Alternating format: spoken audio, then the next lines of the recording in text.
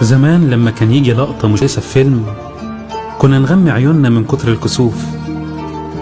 لما كان حد يموت من قرايبنا أو جيراننا نطفي التلفزيون بالشهور ونعتبرها عيبة لما نفتحه.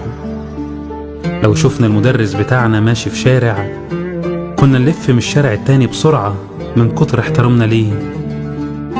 المصروف وقتها كان ربع جنيه أو نص جنيه، وكان بيجيب كل حاجة نفسنا فيها.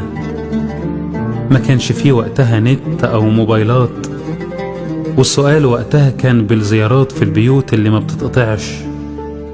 زينة رمضان وصلاة التراويح والكنافة والقطايف وبوجي وطمطم ولحظة مدفع الإفطار ولبس العيد اللي كنا نفرجه لأي حد يجيلنا البيت ونفرده على السرير وما يجيلناش نوم علشان العيد بكرة.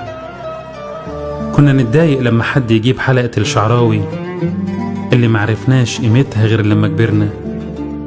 كنا غلابة بنصدق أي حاجة، لدرجة إننا كنا مصدقين إن عادل إمام هيحط صورته على الجنيه وإنه كان هيسدد ديون مصر، ولا يوم الامتحان ووجع البطن من كتر القلق، مظاهرات المدارس علشان فلسطين.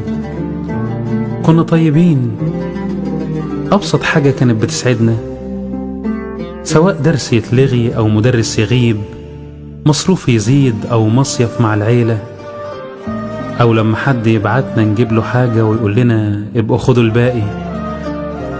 كنا أطهر وأنضف، وأغلب ذنوبنا كانت صغيرة، مشاكلنا كانت قليلة وأفراحنا كانت كتير.